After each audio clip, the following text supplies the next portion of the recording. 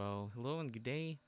And today in our group dynamics course, we will be talking about group formation. Just an overview of our course. Groups form through a combination of personal, situational, and interpersonal processes. When we talk about the personal aspect or the personal process, that is actually the inclination of the person to join a particular group or to remain apart from affiliating oneself to groups. When we talk about situations, there is that at least one chance that groups are being convened, people interacted before they get to formalize the group that they want to establish.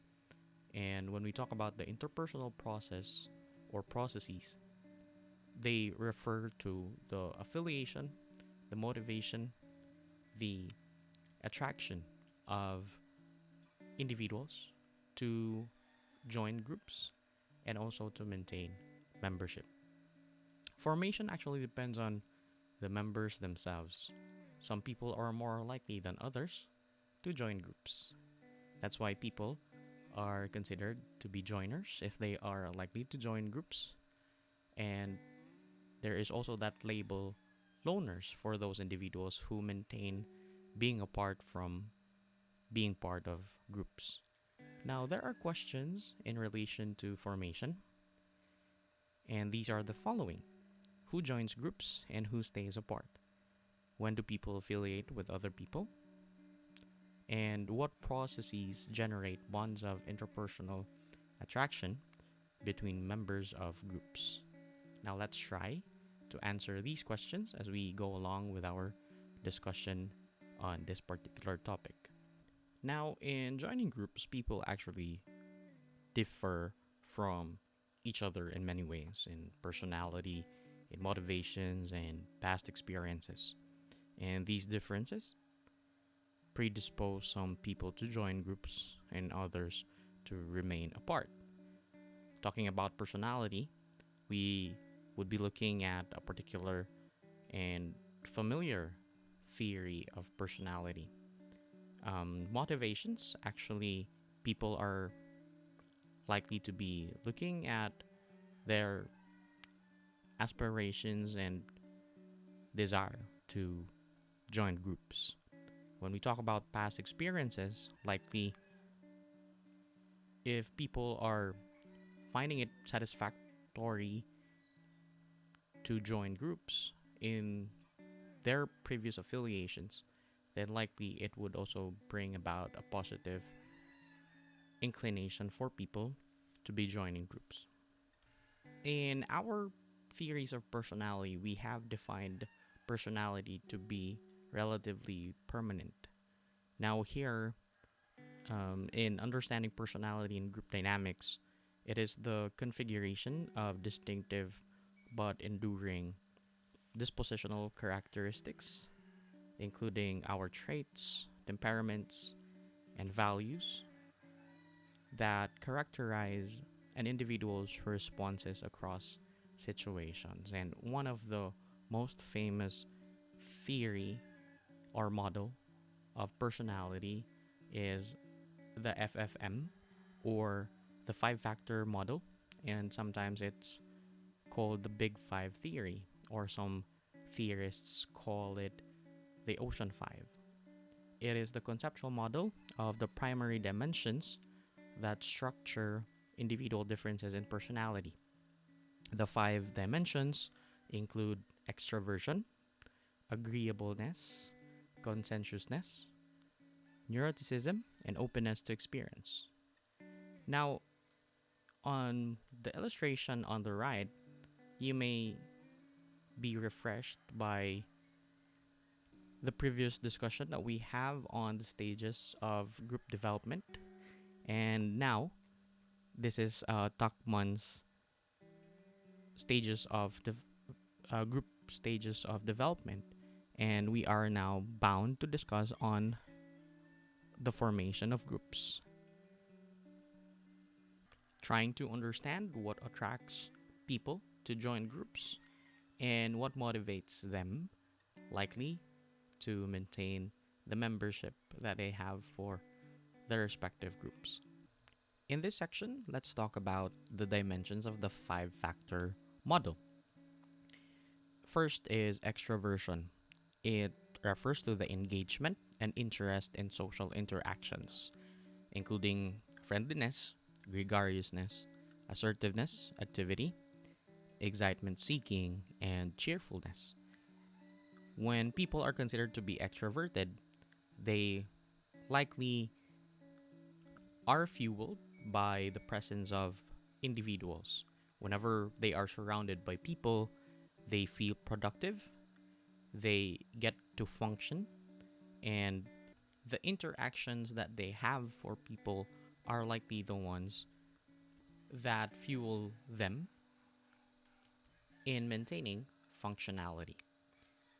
Now, talking about agreeableness, it is about the person's cooperative orientation towards others, including acceptance, frankness, compassion, congeniality, modesty, and sympathy. Meaning to say, it is how people deal with interpersonal interactions, such as being warm, being friendly during interpersonal connectivity. Now, moving forward to conscientiousness, it is the persistence in the pursuit of tasks, meaning this is likely talking about the person's way of finishing things that he or she has started, in referring to projects, home tasks, and many related activities.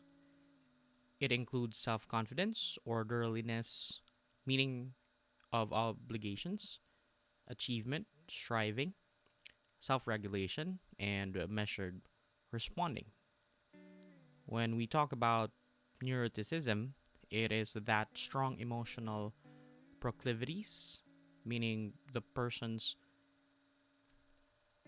disposition or inclination. When we talk about proclivities, including anxiety, hostility, negative affect, shyness, lack of impulse control, and reactivity to stressors. So, whenever people are likely high in neuroticism, we could somehow assume that individuals are likely to suffer from mental health problems in this regard. And lastly, we have the openness to experience. It is about the active pursuit of intellectually and aesthetically stimulating experiences, meaning the openness to experience novel things, including imagination, fantasy, appreciation of art, the openness to emotions and experiences, curiosity, and cognitive flexibility. Let's try to examine the illustration on the right. Now, look at openness. When people have a low score on openness, they are practical, they are conventional, they also prefer a particular routine in the activities that they perform. While if people have high scores, they are curious, they are interested, they show their full interest in doing things, and they are also considered to be independent. Talking about conscientiousness, when people are high, they are hardworking, they are dependable, and they are also organized. On the opposite, people who have low scores on conscientiousness are likely to be impulsive, they are careless, and they are also disorganized. Extraversion, likely whenever it's high, people are warm, people are outgoing, and they are adventurous. On the other hand, if they have low scores, they are considered to be introverts. They are quiet, they are reserved, and withdrawn. Agreeableness, whenever they have low scores, people are critical, they are uncooperative, they are also suspicious. Whenever they have high scores, people are considered to be helpful, trusting, and empathetic. And neuroticism, lastly, when people have low scores, they are considered to be calm, They are even tempered, and they are secure. On the other end of the spectrum, people who have high scores on neuroticism are found to be anxious, unhappy, and also experience negative emotions. Now, this theory assumes that people differ from one another in many ways, but much of this variability is observable manifestation of the five basic dimensions, according to Costa and McRae. Now, all the five factors in the five factor model of personality predict people's interest in joining groups and their actions once they are included in those groups. But one trait in particular has this influential determining factor when we talk about groupishness, and that is extroversion, according to Ozer Bennett Martinez. Now, extroversion is likely that dimension that is considered to be seeking affiliation, or likely the determining factor that people are to join groups among the five factors indicated. Extroversion in personality trait theories is the degree to which an individual tends to seek social contacts, including such related qualities as outgoing, enthusiastic, energetic, and assertive. While on the other hand, introverts are oriented primarily toward inner perceptions and judgments of concepts and ideas, whereas extroverts are oriented primarily towards social experiences. Now, compared to introverts, extroverts are sociable, outgoing, active, and they are likely to prefer the company of others, unlike the introverts. And they are likely to be pleasant and enjoyable in interpersonal situations. Now, what does this tell us? Groups likely are to search and to seek out extroverts. So it's not only that extroverts would likely be seeking affiliation to groups, but groups likely search for individuals to seek for extroverts because they are considered to be the happiest people in general. Now, why are they considered to be the happiest people in general? Because they are actually sensitive to rewards than introverts, meaning they have that positivity that they are likely associating in more positive and pleasant experiences. Meaning to say, their happiness is being reinforced by them experiencing more positive or pleasant experiences. And since it's easier for them to interact with people, the source of their inner fuel is the presence of other people in the group. And that's the intention why groups would be seeking for extroverts, because introverts would likely be having a difficulty in adjusting in social gatherings. Introverts would likely stay at a particular corner. They would remain reticent or silent because they are also afraid to engage in conversations. They don't start and initiate conversations with other people, especially to those individuals whom they just met.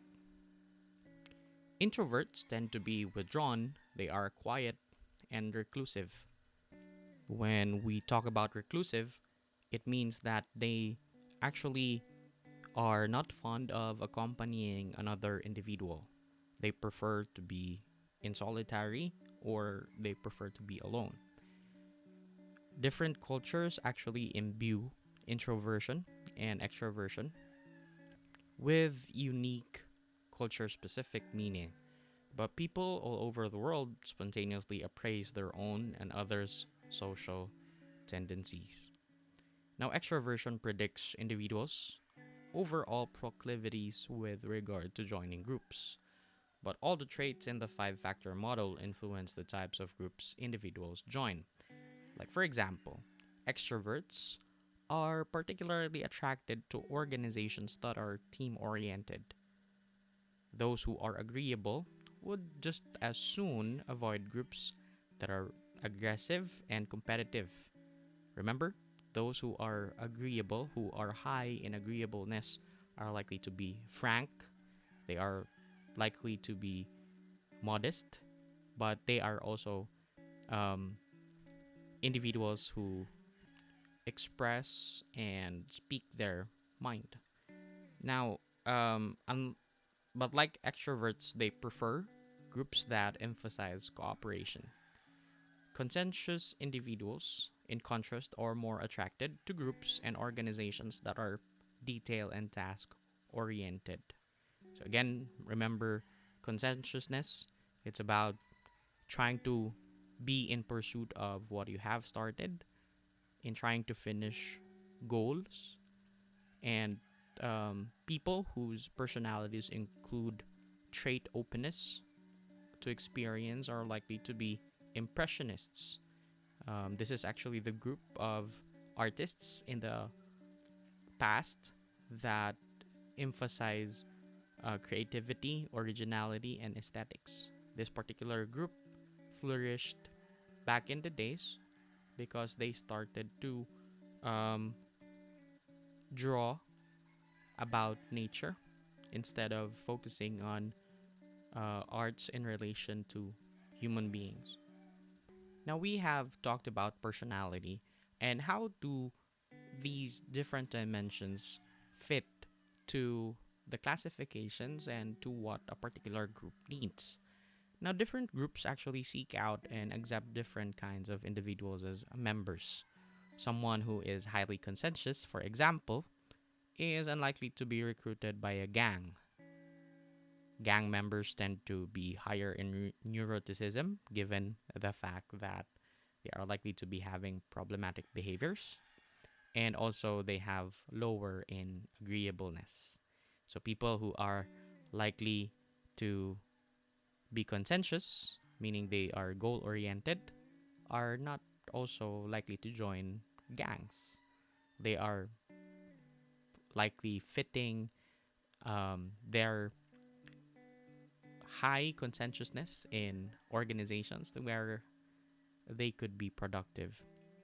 Someone who is both more extroverted and also somewhat lower in conscientiousness is likely to seek membership and be accepted in a sports team.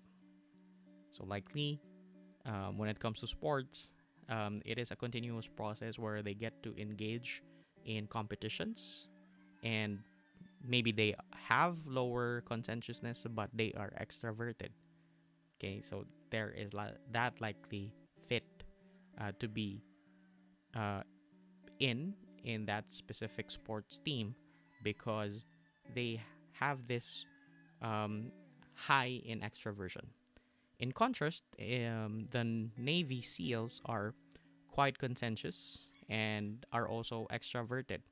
And a creative introvert likely would not fit in such a group. As we have mentioned, introverts are likely to be productive on their own. But it doesn't really mean to say that introverts are not also joiners.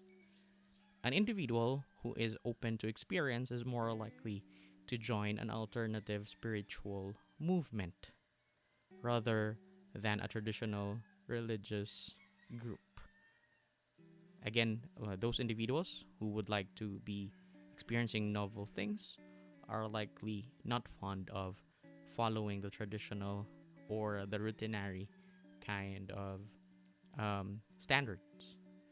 Now, the closer the fit between an individual's personality characteristics and the group's purpose and organization, the more likely the individual will seek to join the group. So let's say, for example, you are extroverted and you also have this high level of openness to experience, and there's that group um, about adventures, then you are likely to be fitting in that specific group. And you might find a good fit because individuals are open, warm, and they are also accepting you as an individual, as a member, as a unique member of their team or group. Now, in this section, let's talk about anxiety and attachment. Now, these two are likely to be blocking the individual's intention to be joining groups. Just as personality traits may push people toward groups, other personal qualities may push them away from groups, just like shyness, which is the tendency to be reserved or timid during social interactions, usually coupled with feelings of discomfort and nervousness. So we know that there is no absolute 0 point for shyness. All of us actually experience shyness, even extroverts themselves. Now, shy people do not join groups as readily as others, and they do not find group activities to be as enjoyable as other people or others would find it enjoyable. As early as the age of 2, some children are found that they are to begin displaying fear or inhibition when they encounter a person they do not recognize, especially when um, some of these children are consistently seeking out other people, and whereas others show signs of shyness and withdrawal when they are in groups. Now, non shy people, when it comes to their brains, show an activation response in the bilateral nucleus accumbens, as we have also studied, and when they see unfamiliar faces. But shy people's brains display heightened bilateral activity in the amygdala, an area of the brain that is responsible for emotional responses, including fear. Now, most people who are shy manage to cope with the nervousness that they feel whenever they are in groups. Shy individuals often form associations with other shy individuals, and these groups adopt interaction styles and activities that better suit the social tendencies of their members. So, likely, people who are shy at first could eventually manage to also um, be familiar and be comfortable in the groups that they are into as soon as they get to also interact with people and they get to be comfortable as they get to also engage in conversations with the other members of a particular team. But normally, what happens is that there is that presence of a social surrogate, meaning to say, individuals who are shy would likely be bringing or taking somebody in together with them whenever they are joining certain groups. The social surrogate helps them transition into the group by doing much of the work needed to establish connections with others. So, likely, they are asking that person to initiate a conversation, or they are likely using the social surrogate to communicate in lieu of them or on behalf of them. And the surrogate takes the place of the shy members during initial interactions until they overcome their own initial social anxieties. Now, earlier we talked about shyness, and shyness is totally different from social anxiety. Social anxiety is a feeling of apprehension and embarrassment experienced when anticipating or actually interacting with other people. So, it's something that is happening in the mind, and people already have that negative feeling of interacting with others.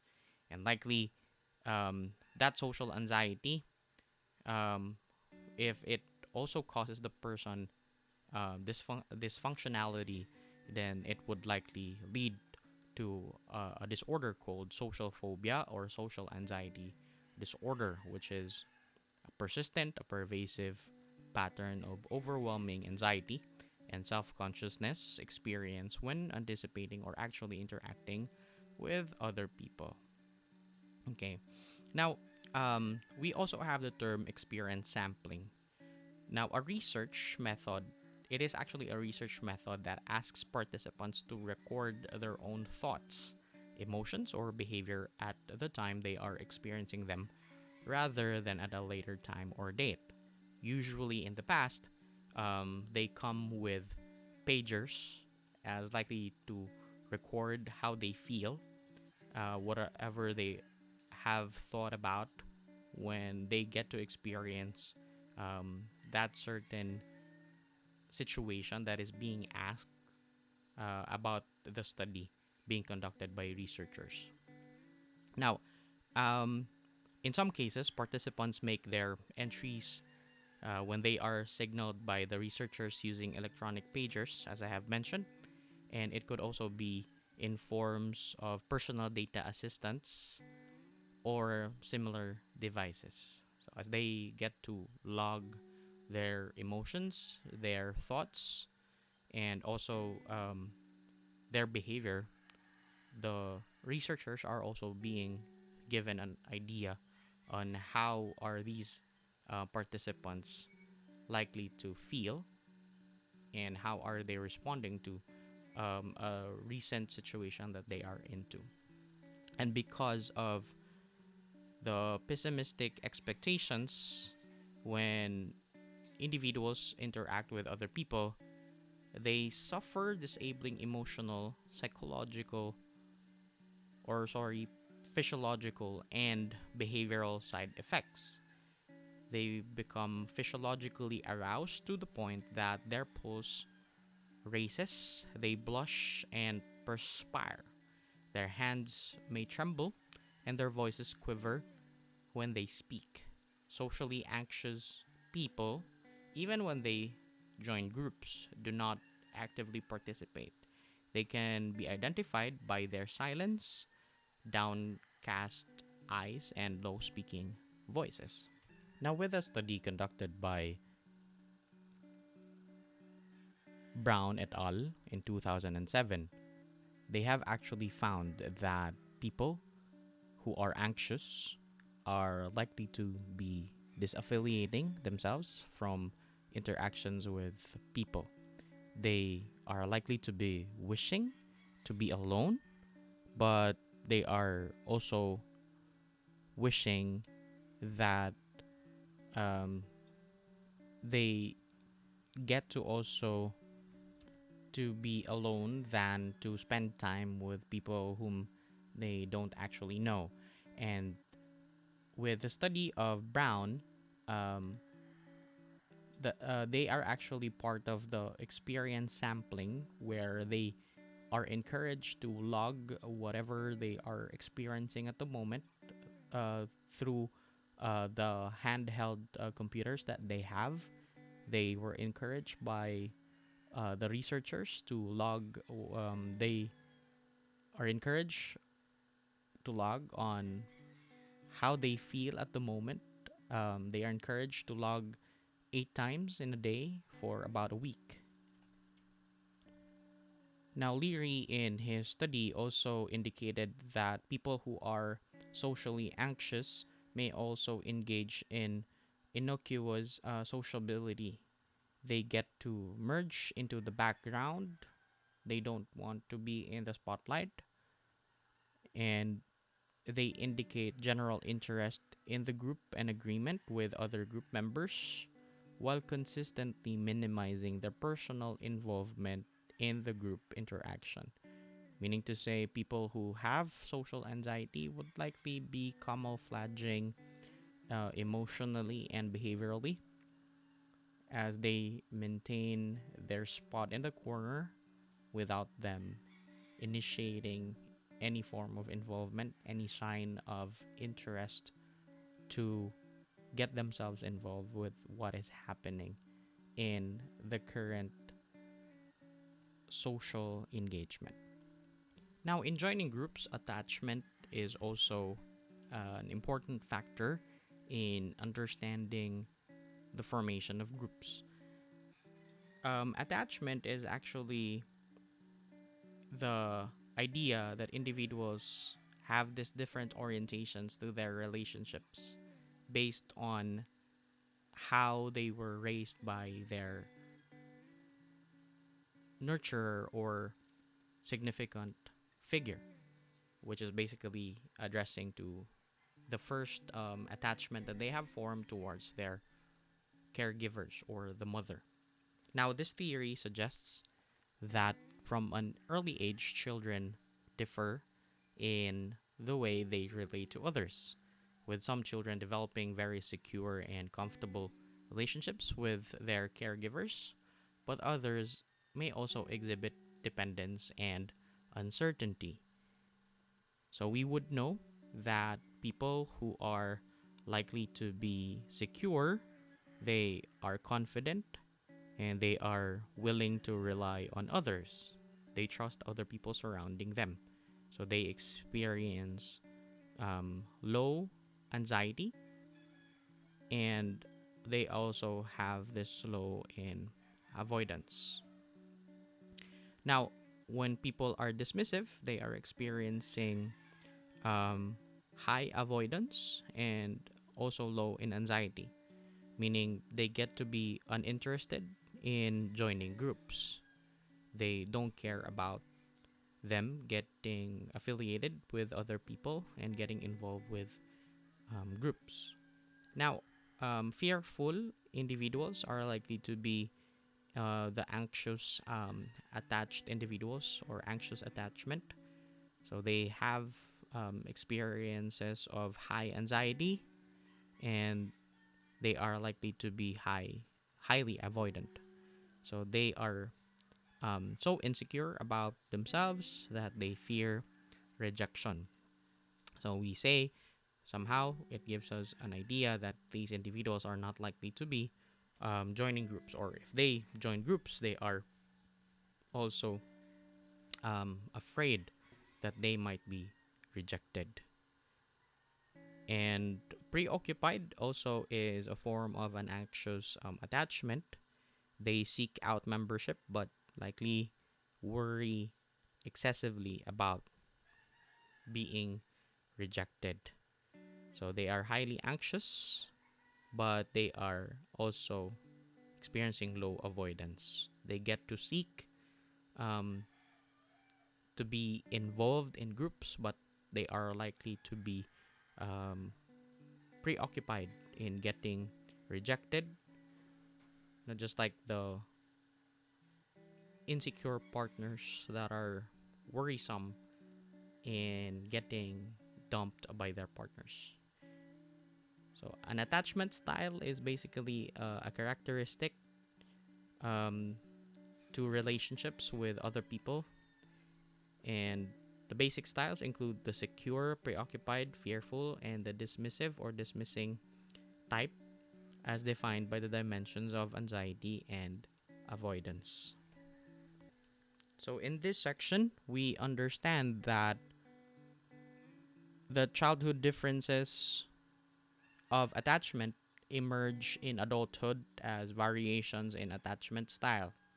One's basic cognitive, emotional, and behavioral orientation when in a relationship with others.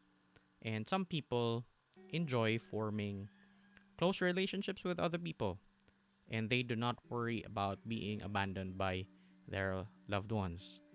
Others, however, are uncomfortable relying on other people. They worry that their loved ones will reject them, or they simply are uninterested in relationships altogether. Now, let's talk about motivation or the aspiration and that hope of the person to be engaged and to be involved in groups. And how is it important in the formation of groups? Now, we also have identified the need for affiliation. It is a motivating state of tension that can be relieved by joining with other people. So we have already tackled about our need for affiliation in the past discussions that we have. And this is actually um, concerning about the winning of the approval of other people or other individuals. And individuals who are high in the need for affiliation express a stronger desire to be with other people. They seem to be happier when they are with people, and they are more disturbed by unpleasant interactions with others. And in consequence, they tend to join groups more frequently, spend more of their time in groups, they communicate more with other group members, and accept other group members more readily, according to Hill. And overall, they consider group activities to be more enjoyable than do those who are low in need for affiliation, even in situations that are task focused rather than interpersonally oriented. Individuals who are high in the need for affiliation are drawn to groups, and interestingly, some research suggests that they are also more anxious when they confront social situations, perhaps because they fear rejection. So we know that, and reminded by the insecure attachment, that people are likely to be afraid of rejection. Now, in this section, we have learned that the higher the need for affiliation of an individual, the greater it is for them to be drawn to be associating themselves or to be joining groups. And to also show that insecure an insecure attachment style or the preoccupation and the fear of rejection of individuals would likely be affecting their motivation to joining groups. Don Byrne in 1961 demonstrated this tendency by arranging college students to complete a series of questionnaires while seated in a room equipped in a two-way mirror. Those who were low in their need for affiliation were unfazed by the idea that their social attractiveness was under review. Meaning, these are the individuals who were also part of the controlled group who were told to just fill out forms. And on the other hand, an experimental group were told that they are to be observed and to be rated um, through a two-way mirror. Now, on the other hand, those individuals with high need in affiliation reported feeling more anxious and uneasy when they were um, actually told that raters were actually watching over them through a two-way mirror. Now, this substrate of anxiety about rejection can actually cause the usual positive relationship between the need for affiliation and joining groups to reverse. Meaning, those who are high in need for affiliation are likely to be less um, or affected, to join a group when they actually fear the group that are likely to be rejecting them. So no matter how high is the need and that motivation to be joining groups, when people are likely to be seeing that they are to be rejected in a particular group, then the lesser it is the likelihood for them to be joining groups. Now, we also have that need for intimacy. It is a motivating state of tension that can be relieved by seeking out warm, positive relationship with others. We have this saying, liking likers. So we like those who like us. And individuals who have high need for intimacy, like those who have high need for affiliation, and they prefer to join with others.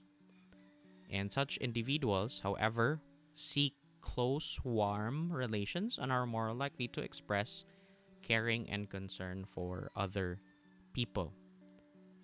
As we have mentioned, those individuals with high affiliation are loved by those who have high need for intimacy. So they seek warm relations and are more likely to express caring and concern for other people. And they do not fear rejection compared to those who have high need for affiliation. Instead, they are more focused on friendship, camaraderie, reciprocity, and mutual help. With experience sampling for about a week, they were asked to also page 49 times in that particular week. Those who are high in intimacy were more frequently thinking about other people, or they were actually interacting with other people rather than being alone. And if they were with others, their moods were more positive if they were by themselves. And that's according to the study of Mac Adams and uh, Constant Chan in 1983. Now, moving forward to the third need, we have the need for power, and it is a motivating state of tension that can be relieved by gaining control over other people and one's environment. Now, contrary to the need for affiliation, where there is that greater tension towards joining groups, while for the need for intimacy, they are not afraid of being rejected, but they want that reciprocal relationship of friendship and also being with the members of the group. In this particular need for power, people who have high need for power have this elevated desire to influence others. Individuals who are high in the need for power are also reporting on behaviors and interest in supervising, leading, and managing people, as they prefer to be in positions in authority where they can make decisions that impact other people. Such individuals seek membership in groups not to bond with others, but because groups provide them with the means to reach their more primary goal, and that is to influence other people. High people, um, high need for power. Um, these are individuals that are likely to seek and to lead the groups that they join. And reports about them were about them interacting with large groups rather than with a few, because they want to rule and they want to also experience how it is to be in authority. So they don't get to engage in random conversations of two individuals. They are likely to be engaging in large group interactions. Okay? And they report exercising control by initiating and organizing activities, assuming responsibility, and attempting to persuade others. So, in this section, you are already seeing the different needs, which also emphasizes the motivation of people to be in groups. So, we have that need for inclusion or the need for affiliation. We also have the need for control or for power.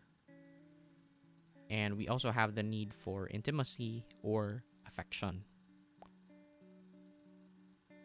Now, with these three identified needs, um, psychologist William Schatz was able to also form his fundamental interpersonal relations orientation, which is a theory of group formation and development that emphasizes compatibility among three basic social motives.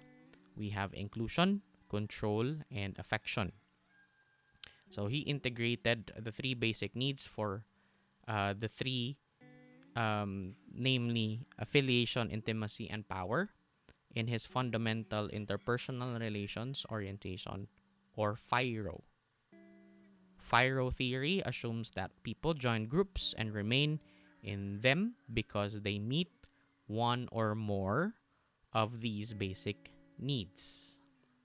So either people are joining because they want to gain control, or some people join groups because they don't want to be alone. They want to affiliate themselves with individuals. They need other people to exist and coexist, or they join groups because they want to also feel that interpersonal interaction and get to also gain friends and establish relationships. So, with the discussion that we just had, we could know that through FIRO, or the fundamental interpersonal relations orientation, we would know how the three needs combine as people would treat others. So, whatever they have in mind and how they behave, it likely supports the kind of need and the motivation that they have to join groups.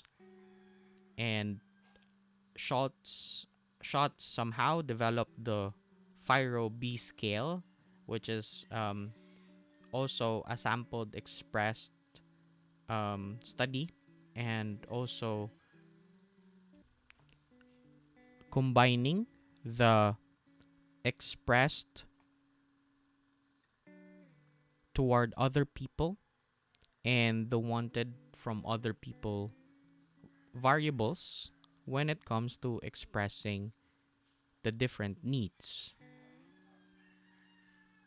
Now, they have found that both the wanted and the expressed um, other to other people, when it comes to agreeableness, they are likely to be linked with the gregariousness and the warmth of the individual. Meaning to say, the expressed and the wanted inclusion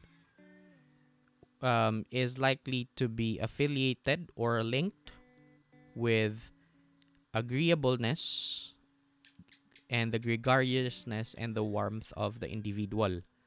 So, meaning people who are frank, who are also likely to be modest and friendly, are likely to be warm and also gregarious. And now, the expressed control is likely to be linked with extraversion. So, as you can observe, with the statement, I try to take charge of things when I am with people, I try to have other people do things I want done. So, we could say that this is equated and linked with extraversion. While the wanted control is likely to be associated with people who have high in neuroticism. So let's examine the statement. I let other people decide what to do, and I let other people take charge of things. So they don't, these statements actually mean something that they may actually lack some confidence over themselves or trust over themselves, that they get to let other people um, influence them. Now let's go to the studies on the difference on the tendency to join groups among men, women, and groups. Now, studies find that men and women differ in their tendency to join groups, but the differences are not great in magnitude.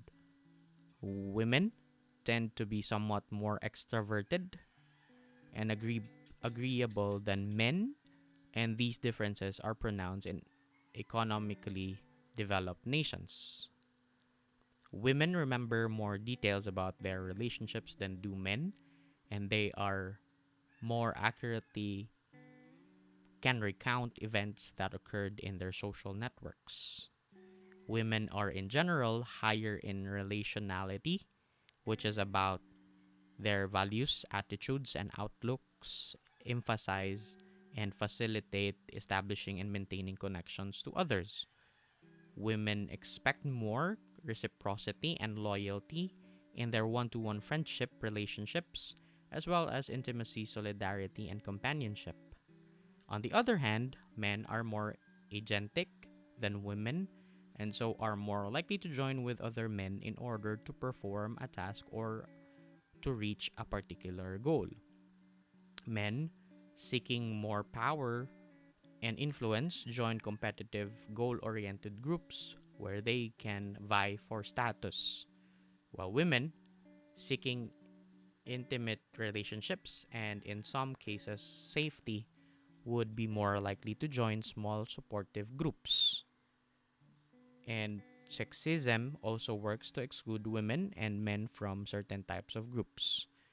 Women, for example, were until recently deliberately excluded from juries in the United States. Now let's move on to the discussion on attitudes, experiences, and expectations when it comes to joining groups. Now, not everyone is thrilled at the prospect of joining groups. They may value individual effort over team engagement, and people's attitude, experiences, and expectations are all factors that influence their decision to join a group.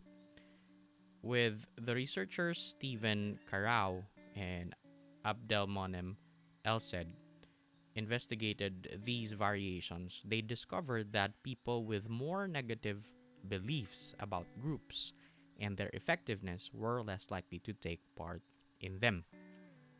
Through the belief about groups' scale that they have developed, they've found that individuals who had more positive beliefs about a group's capacity to enhance performance and effort expressed a stronger preference to join in groups, whereas those who had more negative expectations about groups were disinclined to take part in them.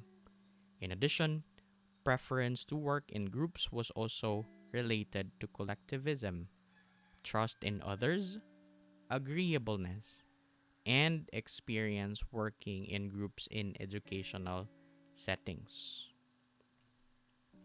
With Carao and Elsed's study, they were able to identify these important factors: group preference, effort beliefs, negative performance beliefs, and positive performance beliefs, wherein they were able to find that the negative beliefs about group's performance likely influence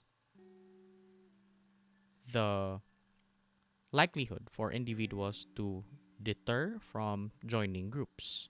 So, this factor alone could likely be about their experience, their attitude, and likely the expectation of certain members of a group that are likely to lead individuals to be afraid of joining certain groups. Now, moving forward, one's previous experience in groups, whether good or bad, influences one's interest in joining groups in the future. College students who receive low scores on assessments based on team learning activities evaluate group work more negatively than students who get higher grades.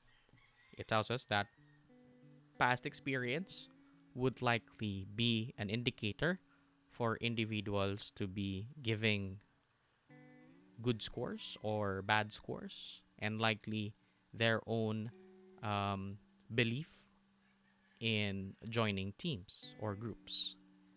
Individuals who have had a negative experience in a therapeutic group are less likely to choose that form of treatment in the future.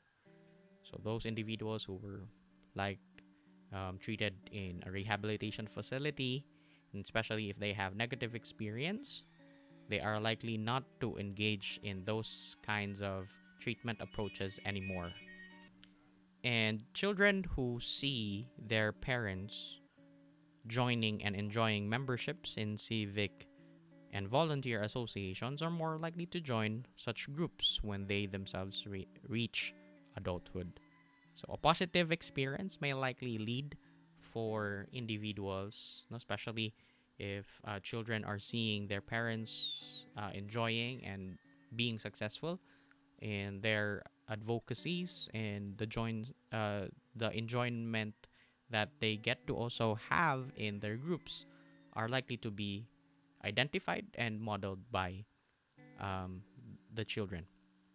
Now, social psychologists Richard Moreland and John Levine and other colleagues studied the impact of expectations on students' decisions to join a group when they got to college.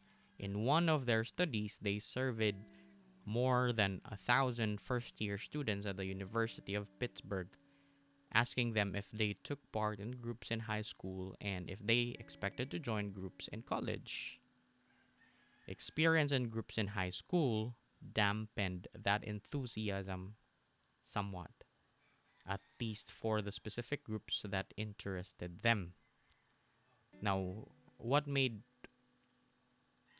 these freshmen uh, have this dampened enthusiasm towards joining groups?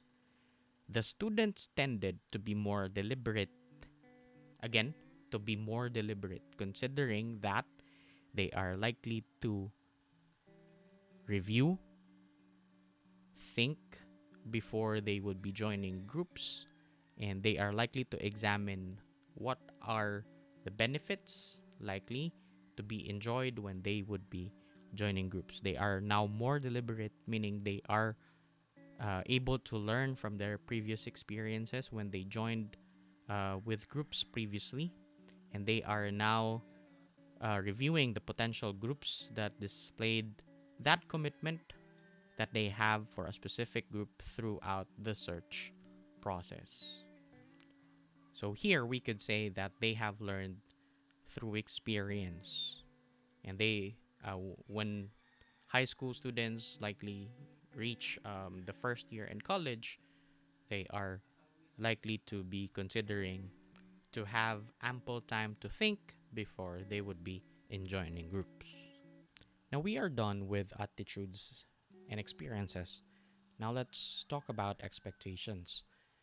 People are likely to be working with groups. They would eventually form a collaborative circle, which is a relatively small group of peers who work together for an extended period of time, exchanging ideas for commentary and critique and developing a shared conception of what their methods and goals should be.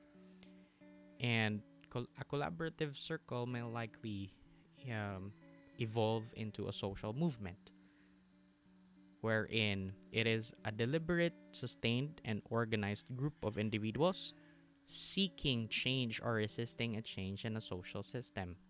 So we have seen that a lot of people are doing some rallies and exposing the things that they don't like about the government. And these are called social movements. These are small groups that have experienced injustice. So, movements are sustained by individuals who may share a common outlook on issues, by members of identifiable social groups or categories, but not by businesses, political organizations, or governments. So we know that it is a social movement if we have the two important factors, such as injustice and also strong emotions involved in this particular group. Now, part of the overview earlier was the question, when do people affiliate? And what is affiliation basically? Affiliation is the gathering together of individuals, typically the members of the same species, in one location. Also, a formalized relationship, as when an individual is said to be affiliated with a group or organization. Generally speaking, affiliation is the gathering together of conspecifics or the same species in one location. And in this process, as we have seen, it depends in part of the personalities, the preferences, and other personal qualities of the group members. When we face uncertain or bewildering conditions, we experience stressful circumstances. And when we are fearful but not embarrassed, we can gain the information and social support we need by joining a group. As we have mentioned, whenever we are faced with an ambiguous or stressful circumstance, we would likely be looking for that cognitive clarity. We want to know, we want to gain information, we want to learn better on how to deal with that ambiguous situation, and that's why we get to affiliate ourselves with other people.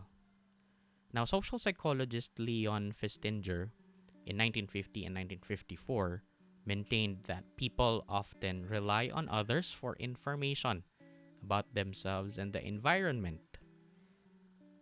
Now, we are here when people are having that ambiguous or confusing circumstance in their lives. They also have that psychological reaction. They get to experience negative emotions, they get to be uncertain, and they have this desire to know about what is currently going on. They want to also know better. And that's why they get to affiliate, and they get to also experience that social comparison with others. They get to examine, they get to ask what others were able to experience so that they might know, and they would later on have that cognitive clarity. Now, social comparison, it is the process of contrasting one's personal qualities and outcomes, including the beliefs, attitudes, values, abilities, accomplishments, and experiences to those of other people.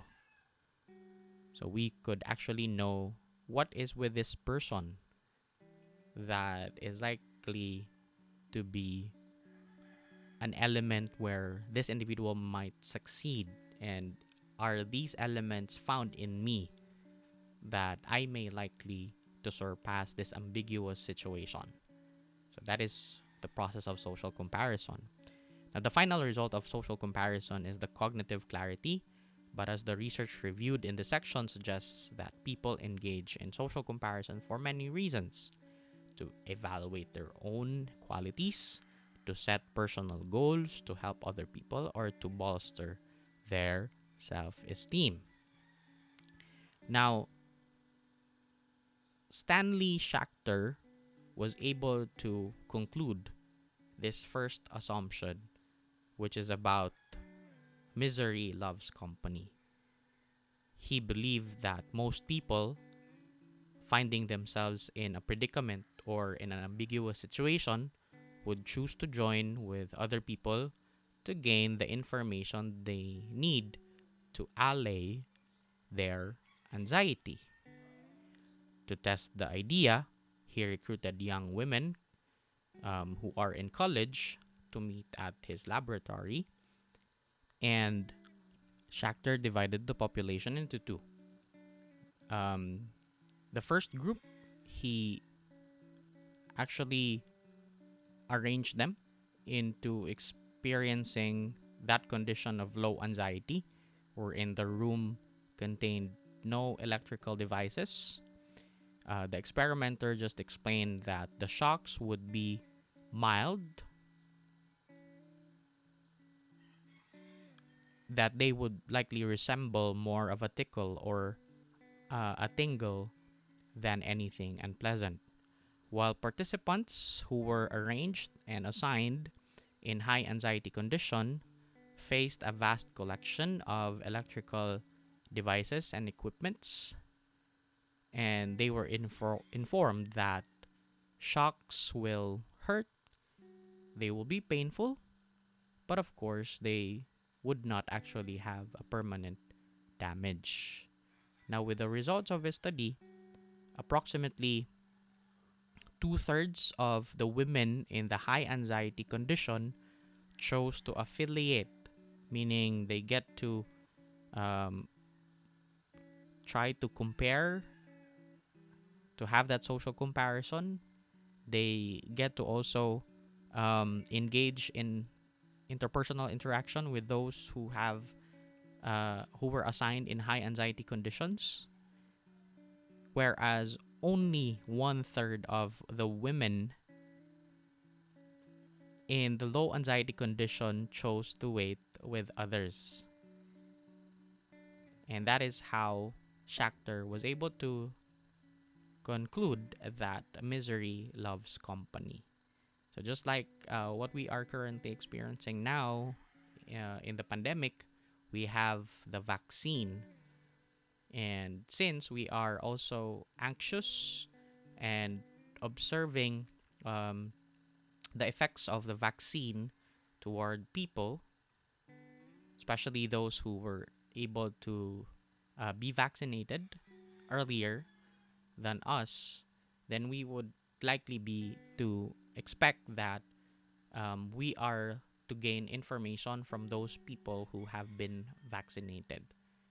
So that is also another way to analyze the conclusion of Schachter when it comes to misery loves company. Now, in other studies being replicated from Schachter's um, experiments, he also provided another hypothesis that misery loves miserable company. That is when he also recruited women who believed that others could not provide them with any social comparison information, and there would be no reason to join them. The findings confirmed his analysis that 60% of the women asked to wait with others if they all face similar situation, but no one in the similar condition wanted to affiliate. Schachter and his second conclusion, misery doesn't love just any kind of company, but it loves only a miserable company. When given such an alternative, participants preferred to join someone who had already gone through the procedure. In another study, when given a choice, 60% of the pre surgery patients requested a roommate who was recovering from the same type of operation, whereas only 17% wanted miserable company, a roommate who was also about to undergo the operation. So, hence, when it comes to the vaccine, we are likely to be um, affiliating ourselves to those who are likely the same with us, who would be vaccinated together with us, than those who are still awaiting for their vaccines. So that is when Schachter was able to also conclude that misery loves miserable company. We choose to be with people who are also able to experience what it was like when it comes to treatment, and likely we could still be earning that cognitive clarity that we want to also have.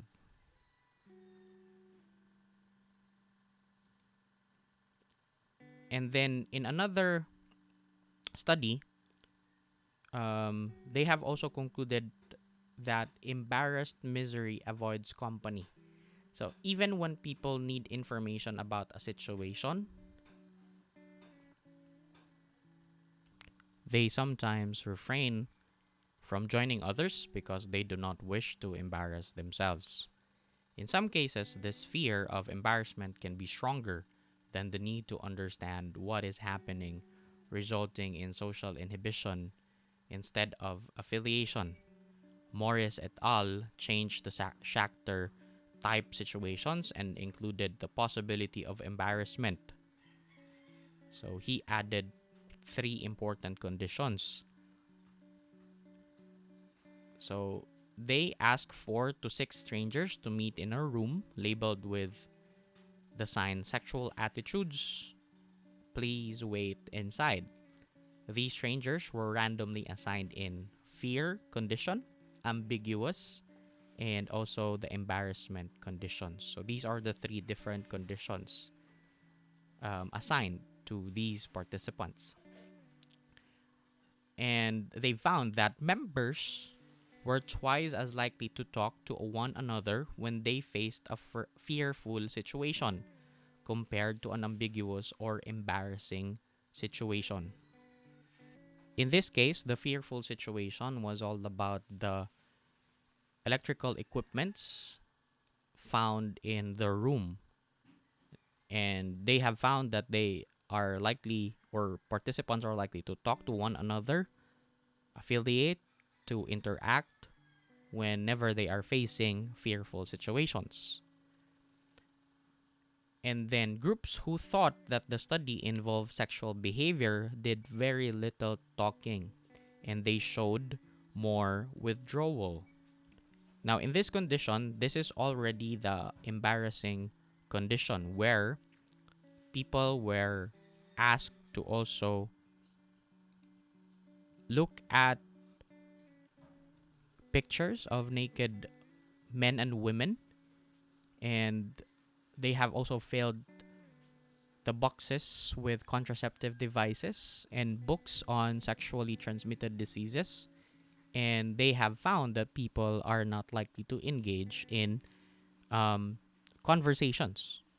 And thus, they have also found that embarrassment blocked affiliation in the situation, even though the situation was not actually a dangerous one. And just to fill your curiosity about the ambiguous situation or condition was that there were boxes um, filled in the room or placed in the room instead of computer equipments. So that was an ambiguous task because people don't have any idea on what were the purposes of the boxes.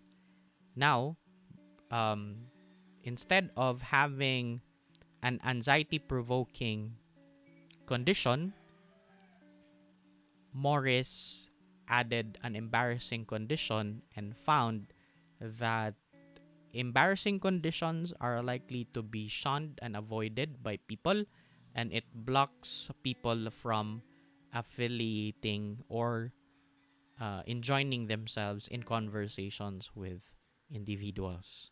And just a sort of review earlier, we have identified how people react in ambiguous or possibly dangerous situations. First, we have the misery loves company, meaning we get to engage in affiliations whenever we don't know or we are faced with ambiguous situations.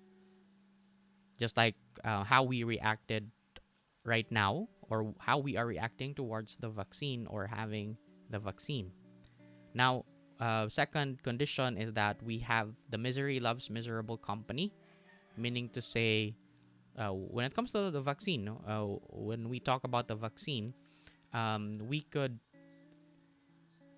be able to say that the different variants of the vaccines available, um, we are likely to engage in affiliation with those individuals found to be having lesser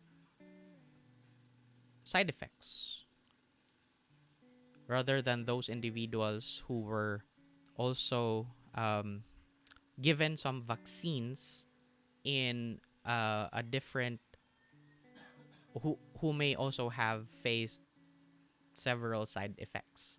So we have this tendency to be longing for that cognitive clarity when it comes to the vaccines that are found to be effective.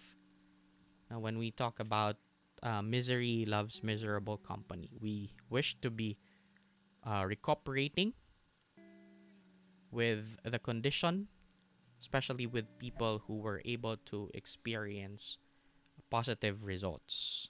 But on the other hand, we have embarrassed misery avoids company, where an embarrassment would likely block us from affiliating with others. Now, moving forward with stress and affiliation. Now, given a choice between people who are equal in their knowledge of their situation but vary in their emotional reaction to threat, some are very fearful but others are calm. People usually choose to wait with those who are calm rather than anxious, and caring rather than unsupportive. Now, talking about safety in numbers, humans are group seeking animals, but their gregariousness becomes particularly robust under the conditions of stress. In times of trouble, such as illness, divorce, catastrophe, natural disaster, or personal loss, people seek out friends and relatives. College students who are experiencing problems academically or socially spend between 28% and 35% of their time interacting with people they feel are supportive. Individuals experiencing work related stress, such as the threat of layoffs, time pressures, or inadequate supervision, come by joining with co workers. People also react to large scale traumatic events by joining with others. When US President John F. Kennedy was assassinated, 60% of adult Americans reported seeking solace by talking to others. In the days of the following the terrorist attacks on September 11, 2001, 98% of adult Americans reported talking to others about the attacks. 60% reported taking part in a group activity, and 77% sought to strengthen their connection to their loved ones. Many individuals joined online groups via internet, and the internet usage declined overall as people watched televised news broadcasts, but discussion areas, forums, and chat room use surged, as did email rates. Individuals who were already heavy users of the internet tended to be the ones who used this technology to affiliate with others, whereas light users were more likely to rely on more traditional methods. So, right now, in this time of the pandemic, people, especially last year, were stressed, and there was actually this surge of online interaction. And when it comes to the lines, teleconsulting, and this telecounseling, they actually emerged, no, in the picture when it comes to the treatment process, which was already in um, the psychological services back in the days, but it only emerged evidently here in the country when this pandemic happened. And people, as you can observe, people began to um, consider teleconsulting, telecounseling, um, and also they have resulted into seeking help and mindfulness and mental health as a terminology somehow was emphasized in this time of the pandemic.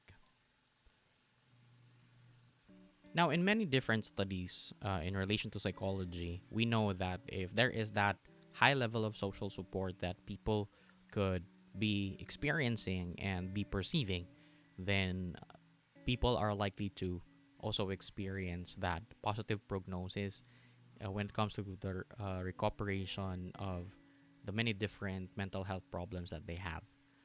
Talking about social support, it is a sense of belonging, emotional support, the advice, the guidance, the tangible assistance that you get to experience, and perspective provided by groups when members experience stress, daily hassles, and more significant life crisis. Now, social support was also um, evidently categorized by Ochino in 2004, and it ranges from the acceptance and inclusion to confirmation of identity and purpose. He categorized social support in the following. First is belonging. Groups let members know that they are valued as members and reassured that they are not alone in facing their problems. They meet members' need to feel included and accepted. We also have another form, which is the emotional support. Group members express their caring, concern, and affection for one another, and they minimize self doubt, tension, and vulnerability while increasing self esteem, resilience, and self satisfaction. Members compliment, encourage, and listen to one another. So, the kind of emotional support that you expect from people. We also have that informational support, wherein groups provide members with useful information for solving problems, making decisions, and setting their goals. They also offer advice, guidance, and suggestions. So, this is just about information dissemination, campaigns, and awareness. When we talk about instrumental support, groups offer tangible assistance to their members, as when they help each other with assigned tasks.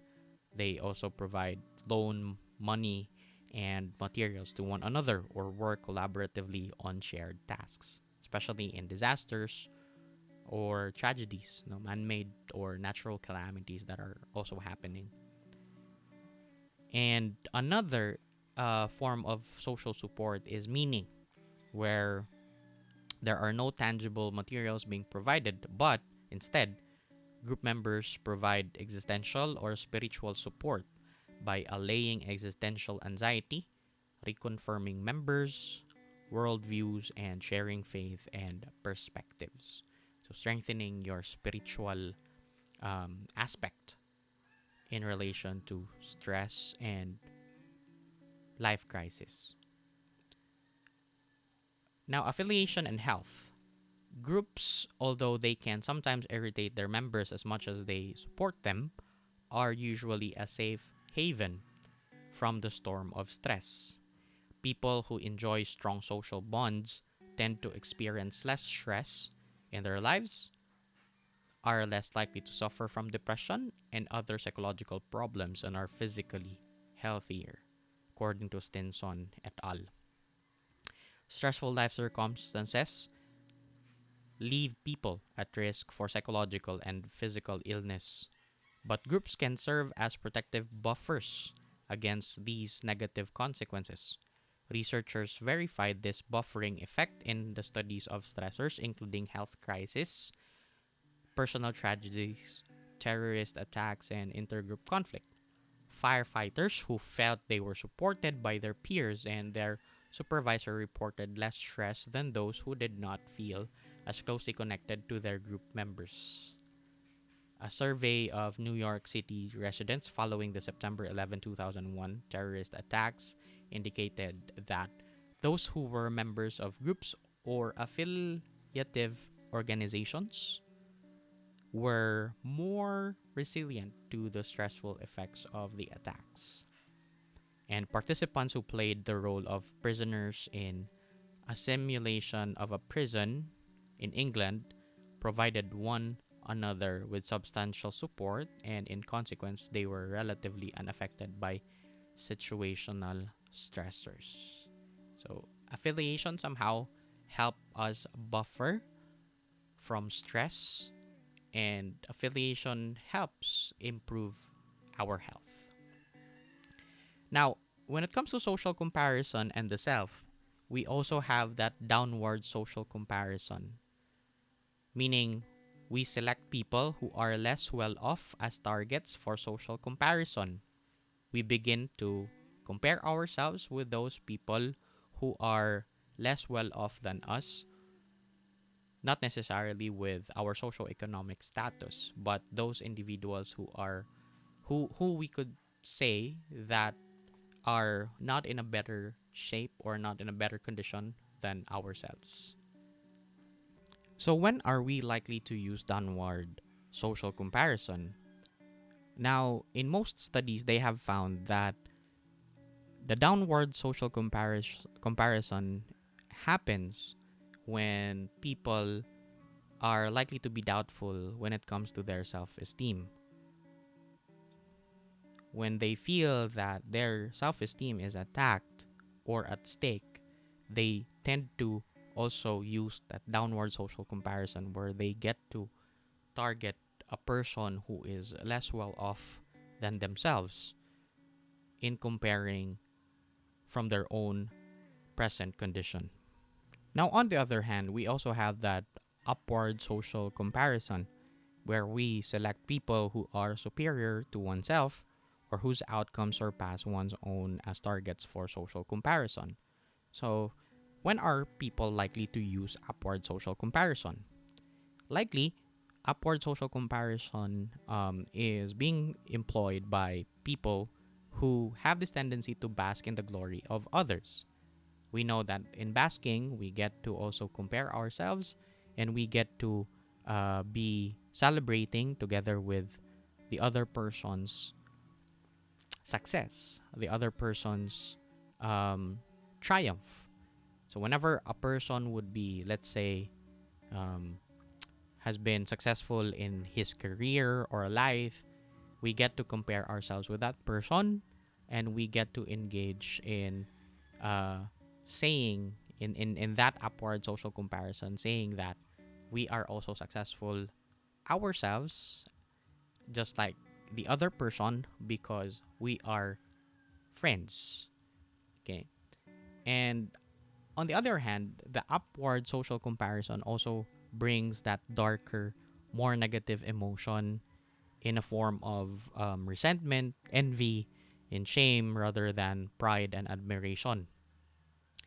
Like, for example, uh, that effect when it comes to um, knowing other people who are successful, who are better off than you are, it may lead to also envious feelings, negative emotions, and you might also experience that other people are um, better than you uh, as achievements would also be indicated in the picture.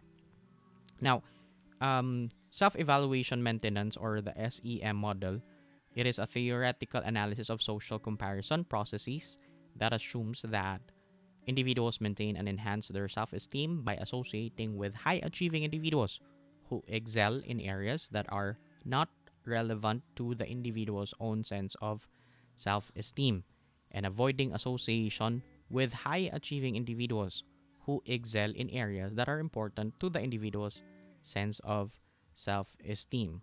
So, what is the classic example by this self-evaluation maintenance model?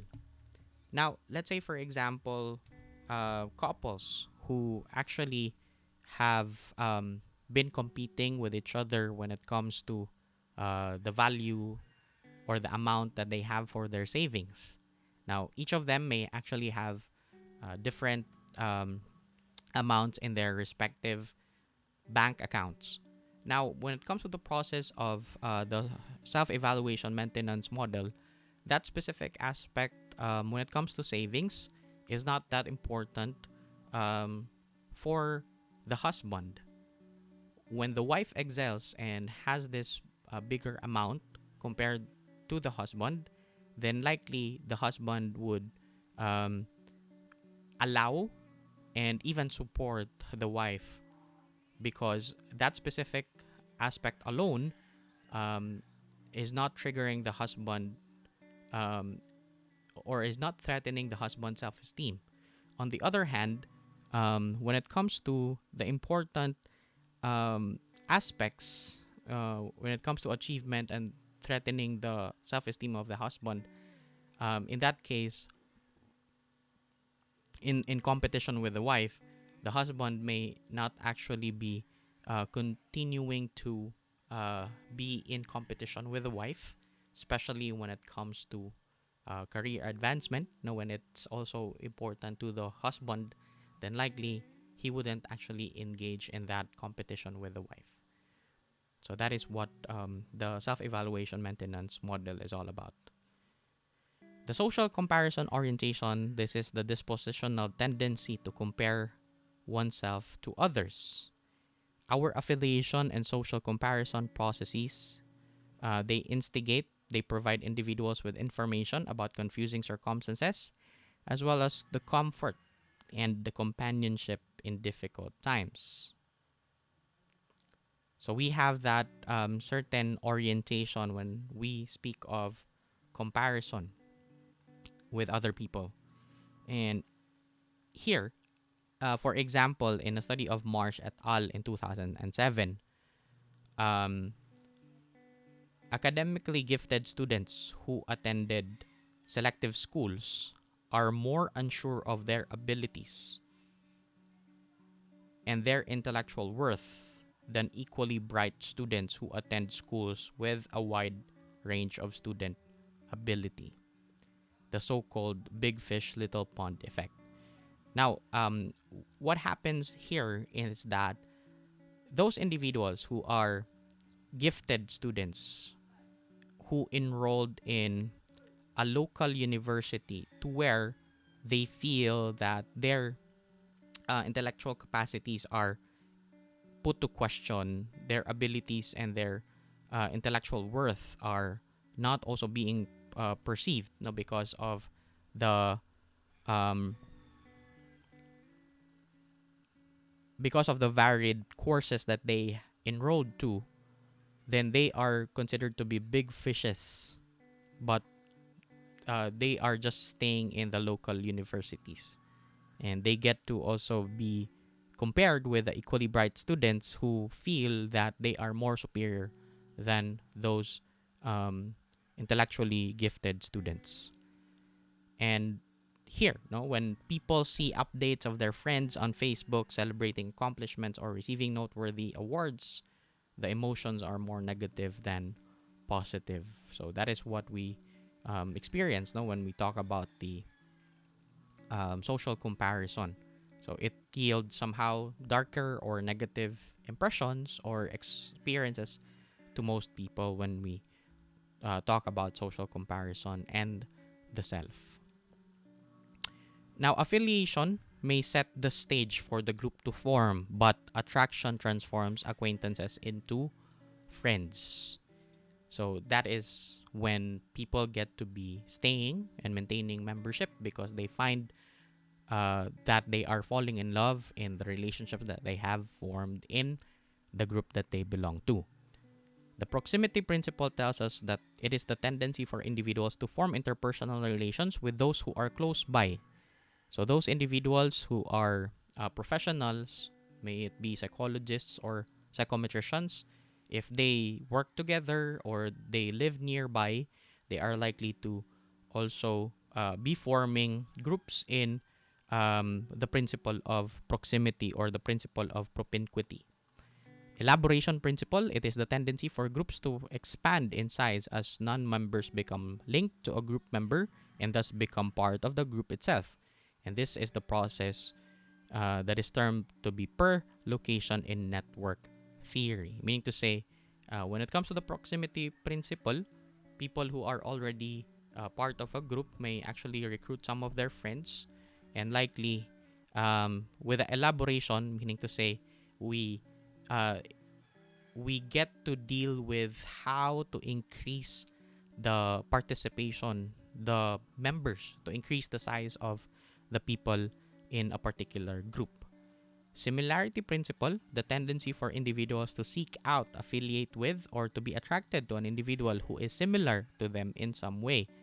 This tendency causes groups and other interpersonal aggregates to be homogeneous rather than diverse. So there is that particular interest, there is that particular goal that a group likely shares with other members, then that would also lead to homophily, or the love of the same, the tendency for the members of groups and other collectives to be similar to one another in some way, such as demographic background, the attitudes, the values, and generally expressed and informally as birds of the same feather flock together.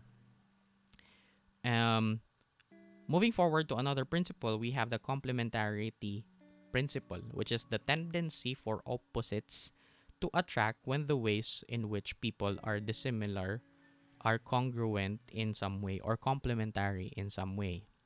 Now, in this sense, similarity and complementarity works. When people are actually attracted to individuals who are sociable, they are likely to seek for individual members who are likely to be engaging. And at the same time, when we talk about complementarity, when the members of the group are likely to be cold, and they would be looking for individuals who are timid, who are not likely to engage in conversations, are people who are expecting that they are not to meet regularly. So that is what complementarity is all about.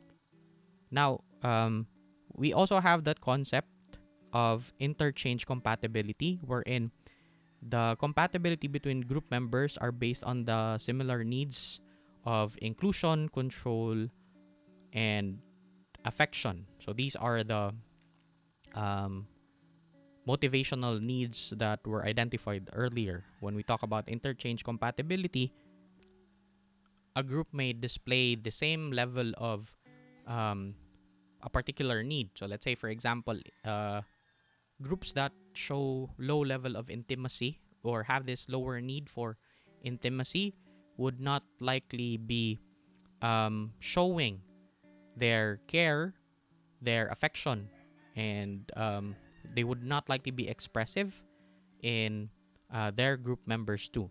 So that is what we call as interchange, meaning likely the kind of effort that you are giving to um, the group is also being reciprocated by that level too by the other members of a particular team or group.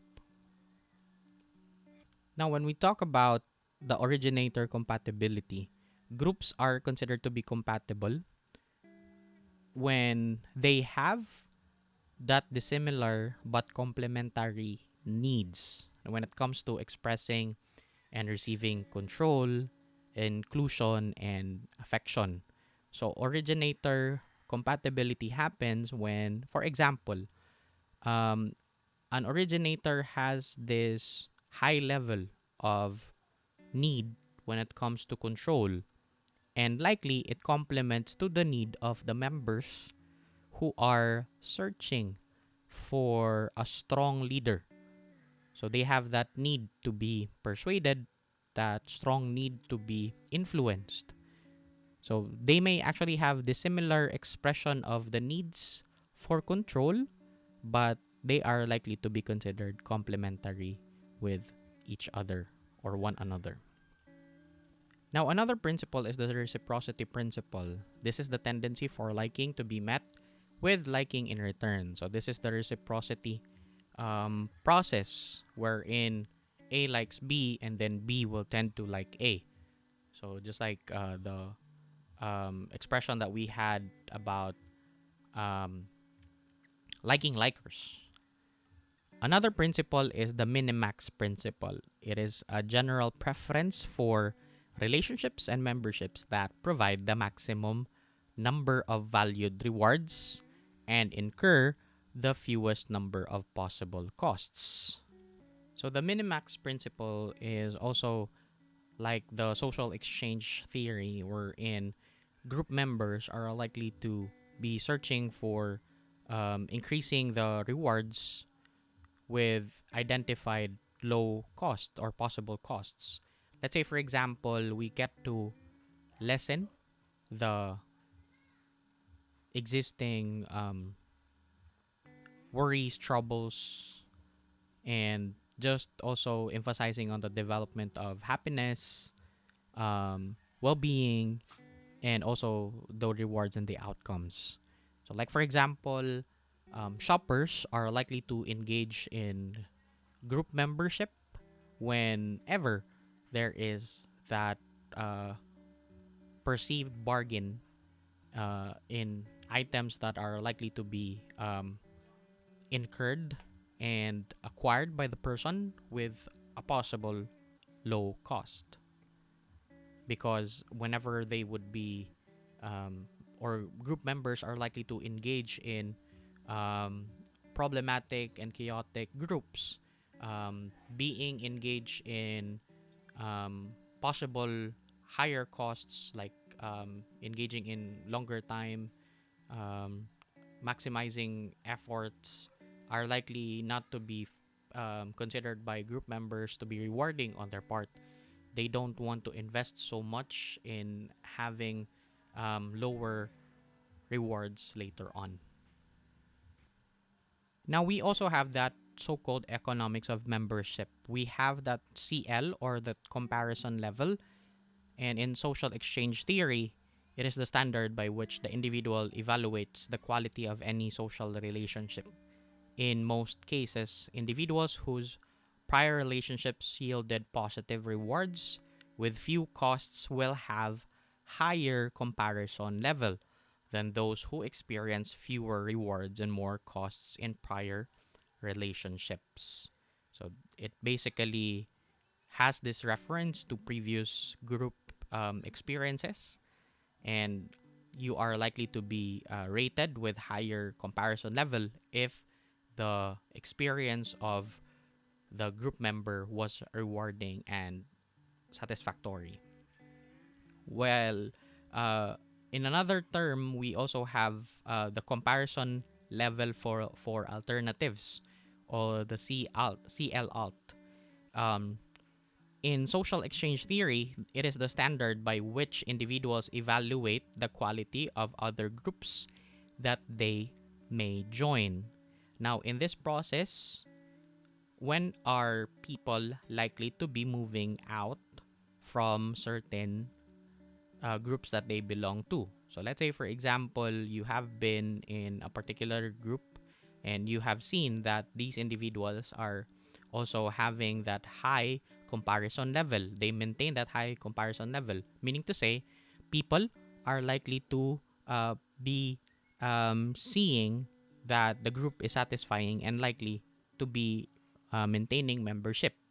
But if in the case that the comparison level for alternatives would also be high, above CL, then likely they are to move out and to consider joining other team members that are available and are considered to be um, rewarding for their own experience and self development.